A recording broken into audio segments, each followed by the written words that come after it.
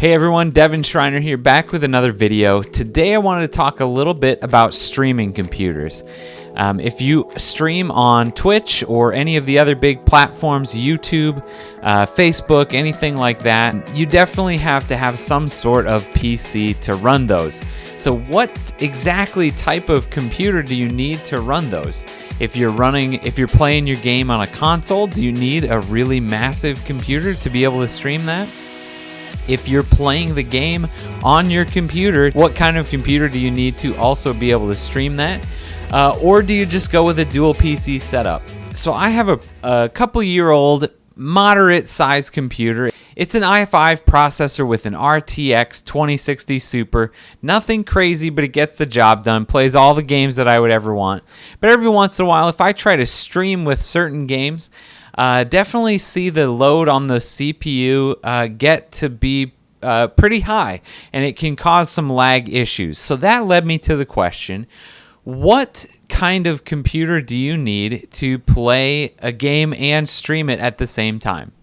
Now, obviously, that depends on a ton of different factors, what game you're playing, what graphic settings you're playing it on. But what's the formula that gets you to the right computer for the game that you're playing? So I asked Twitter, how do you stream?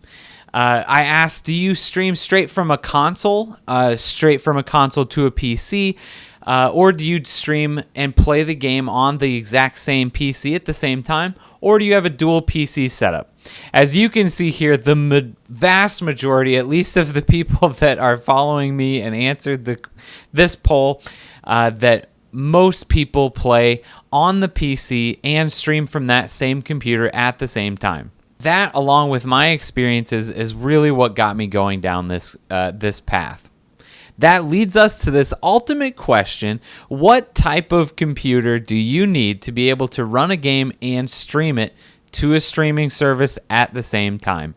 To be honest, I still couldn't even find a lot of good guidelines or rules of thumb to go by. So that's really why I wanted to make this video, to tell you exactly what I know about computer components, and kind of hopefully try to educate you so that you can make the best possible decision when you're buying or upgrading your PC. All right, so what kind of a computer do you need to play a game and stream at the same time? Let's dive in. The first thing that you need to do is you need to figure out what exactly you want to do right away, and then what your future goals are going to be. And I've kind of broken those down into the three categories that I was asking about on my Twitter poll. Are you planning on streaming from a console and capturing that video and streaming it from a computer to a streaming service? Category 2, are you streaming and playing a game on the same PC? Or are you using a dual PC setup? So those three different categories look a little bit different. They accomplish the same thing, and you've got different features for each of those setups.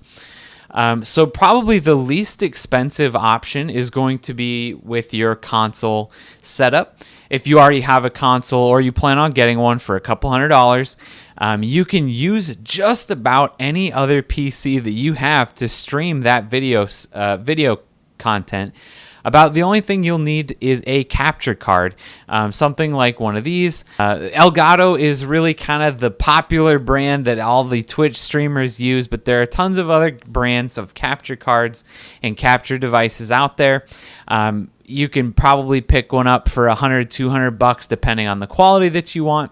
But if you already have a console, this makes this a super easy option. And if you already have a PC, first thing I would say is try it. Plug in that capture card to this PC and see if it'll work. Here's some of the detailed specs on what you need.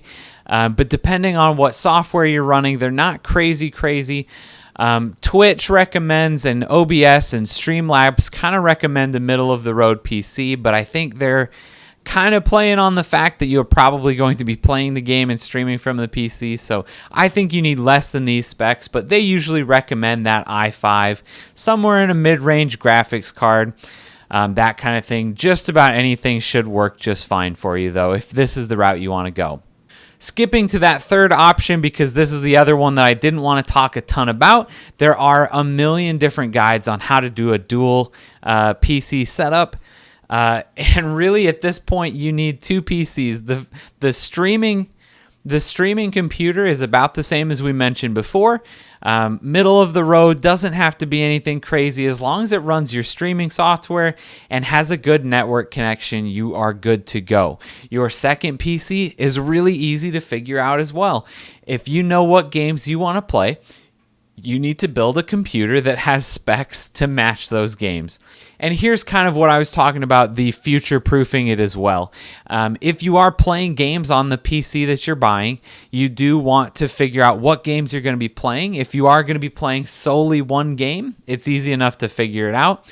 If you're going to be switching up games, playing different things, you might want to consider a little bit more powerful of a computer, as that will future-proof you a lot longer and let you play newer games as they come out. This goes hand in hand with most people's recommendations, unfortunately, for buying a streaming and gaming computer is what's your budget? Get the maximum amount of power out of that budget as possible. All right, so that leads us to that middle of the road option that from my Twitter poll, the majority of people are doing is they are playing and streaming the game from the same PC at the same time. So how do we do this? How do we figure this out? So the first thing is make sure you look at the games that you want to play. If you know what games you want to play, check out their minimum recommended requirements. I never try to go by a game's minimum requirements just because you don't want to play the game at minimum quality, right? You want to play at least some sort of, you want to play it at 1080p. You want to play it at a regular resolution if you want this to become some sort of a career type of thing. You want a high quality stream. So make sure you get at least the recommended requirements for any games that you plan on playing. And again, as we already talked, if you want to play the latest and greatest games out there, all on the highest qualities, do everything like that, you'll want to spend some money on a PC. I don't know if you can even recommend doing a single PC setup if you want to play the latest and greatest games on full quality settings and stream it at the same time. Unless you've got that maxed out, you're spending $3,000 on a computer. Otherwise, I would definitely recommend a dual PC setup. So we've already gathered the recommended requirements for our games. The next thing is adding a little bit extra for whatever streaming software we are going to be using. So OBS Studio is the lightest weight software out there right now. Definitely one of the most popular as well. They don't have a ton on their website as far as recommended specs, but what they do have is a CPU that supports at least DirectX 10.1. If you have one of NVIDIA's graphics cards, a new enough generation that supports their NVENC encoder. This is on a lot of the, definitely the newer cards, the 3000 series. It's on all of the 2000 series, and I'm pretty sure it's on some of the like 1600 series and up. So that's an extra little chip that'll do this type of encoding a lot better than your CPU will. So I would definitely recommend finding those recommended settings for your games and definitely going over that if you want to stream too. But unfortunately, there's really not a good way to figure it out. There's just really no good way to figure it out until you actually try it.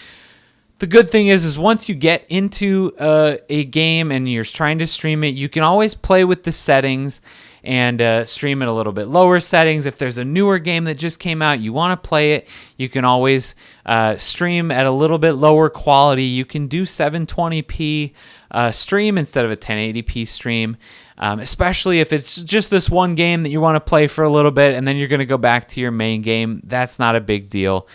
You'll be good to go. All right, so we've talked a little bit now about the types of streaming setups you can possibly have, and we've determined that the majority of people are probably on single PC setups to game and stream at the same time. So now you either have the system or you're about to build one or you're about to buy one. I wanted to talk a little bit about the specific parts inside. Now, this might get just a little bit technical, but hopefully you don't have to be a PC hardware nerd to listen along and hopefully learn a little bit.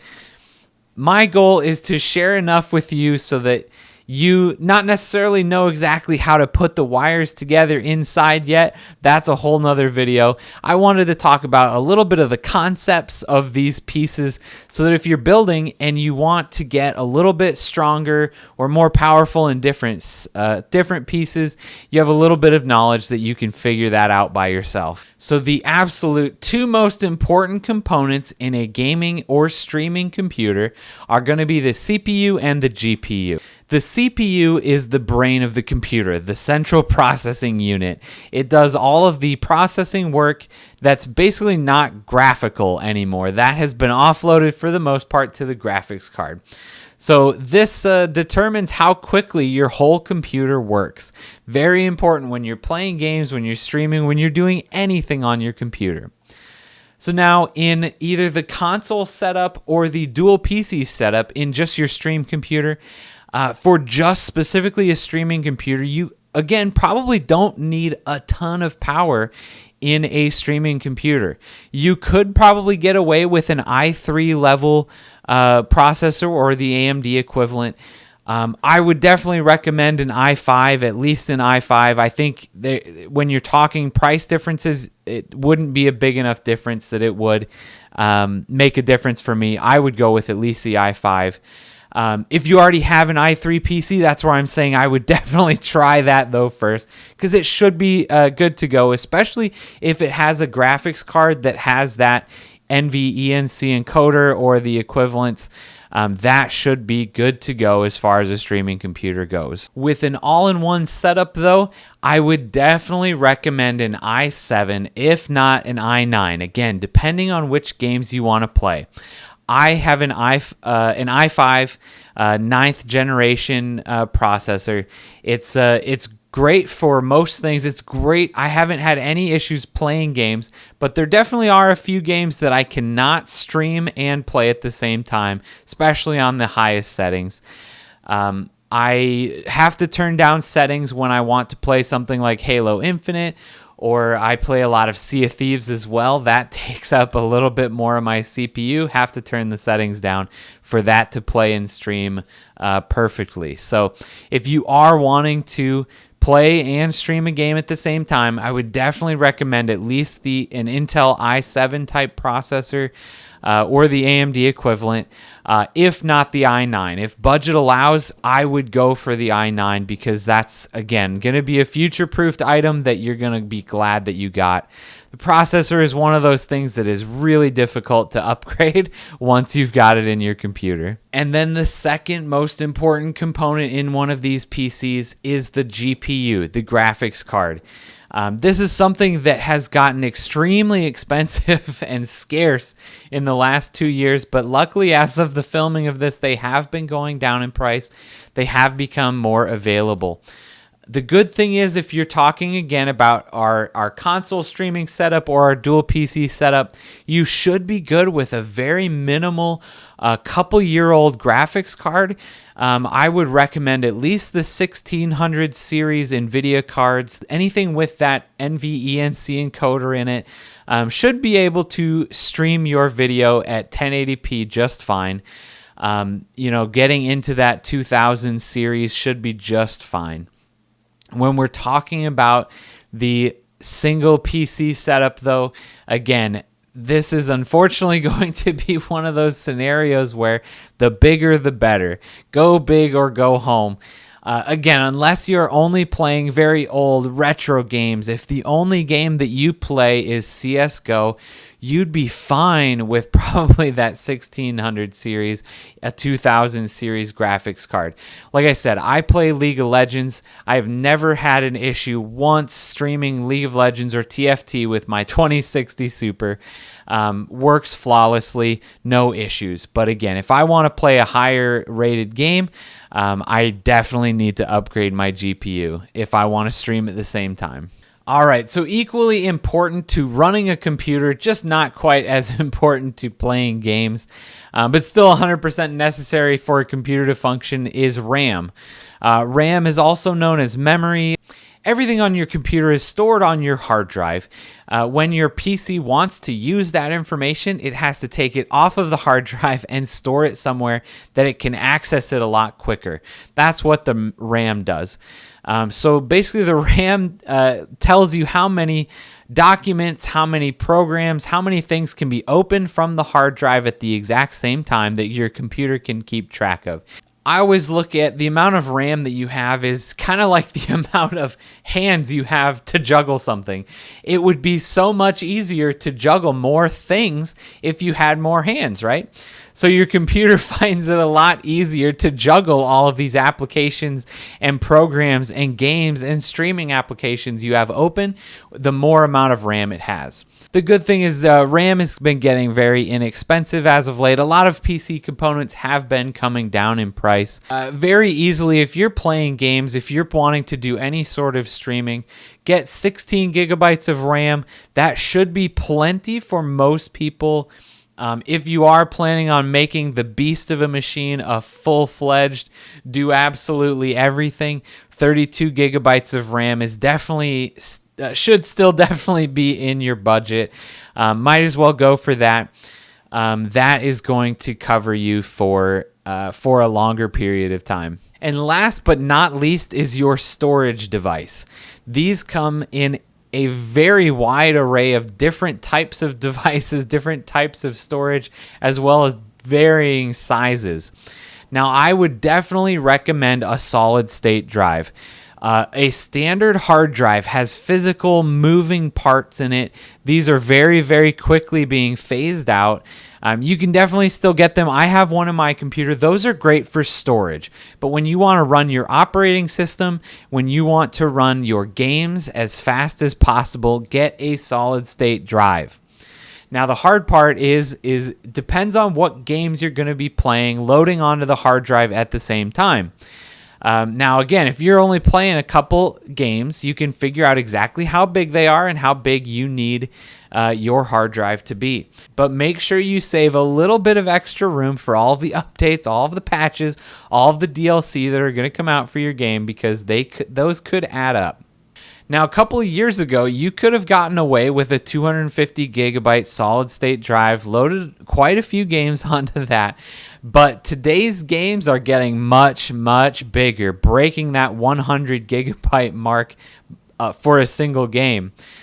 So depending on which games you want to play, what kind of variety of games you want to play, I would definitely recommend getting a bigger solid state drive. That drive is going to really help with load times on games. So running them from a solid state versus a traditional hard drive is definitely going to be beneficial. I would recommend at least probably a terabyte solid state drive, but you could probably get away with a 500 gigabyte if you know exactly what games you're going to play and there's not a ton of them. But if you're going to play multiple games, go the bigger the better at this point. I have a 1 terabyte solid state drive in my computer, as well as a 4 terabyte standard hard drive in there. That's where I store all my video. That's where I store all of my past projects and all of that kind of stuff. That's a long-term storage solution. It's great, it's massive, and it's very inexpensive. The solid state drives are there for speed. So that's where the current video project I'm working on lives. That's where all of my programs and my operating system lives. So they have the fastest input-output speeds to get me that it really cuts down on load times in games. If you want to take your 30-second load time into 5 seconds, a solid-state drive is the quickest way to do it. Another thing streamers should really think about is if you're going to be recording your VODs directly to your computer the same time you're streaming or not. If you are planning on recording them at the same time, you'll want to bump those specs up a little bit, but you'll also want to make sure that you have room on your hard drive for those VODs. If you have very long streams, that video is going to add up really, really quickly. Those are the main pieces of a computer that really do affect how a streamer, how a content creator, how video production works on your computer. The CPU and the GPU are definitely the most important, but you want to make sure you get the RAM and the hard drive space correct as well. That's really going to make your computer work for you the best. Now, obviously, to put all of that together, if you want to build your own computer, you'll need a motherboard, you'll need a case, you'll need a power supply, you'll need to buy an operating system or download one of the free ones, some Linux version, anything like that. You'll need to put it all together, and obviously all the peripherals, the keyboard, mouse, monitor, all of the extras that go along with it. But I'm not going to talk about those in depth today.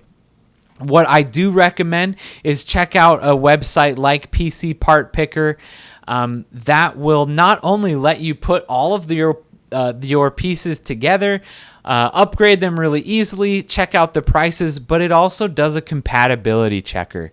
So when you put in the absolute massive graphics card and the highest possible CPU and then the cheapest power supply possible, it'll tell you that you need more power to run those components. It'll give you suggestions what works with the parts that you've picked already or not. This is also very helpful with a motherboard. Just only recommends motherboards that have the right components on there to fit the CPU and the GPU that you've already picked out. I'll also make sure I drop a couple links in the description. I've linked what I think is at least a minimum of a required PC to do streaming for a console or a dual PC setup. And then I've also linked a much more powerful all-in-one do-it-yourself PC that I would definitely be recommending if you wanted to become a professional streamer. Down below in the description. I also have links to all of the gear that I use. I'll try to link everything that I have here that you can see so that you can see exactly what I'm using to produce these videos. Let me know down in the comments if you have any questions. I love talking hardware. I love talking PCs. And hopefully we'll get more content and more videos kind of like this. So if you do like this video, make sure you hit the like button, subscribe to the videos, and let me know what you like, what you'd like to see next, and any questions that you have about streaming, content creation, video production, all of that kind of stuff. All right, everybody, thank you so much for watching. I really appreciate it. My name is Devin. I hope everybody has a great rest of your day. Thanks for watching. We'll see you next time.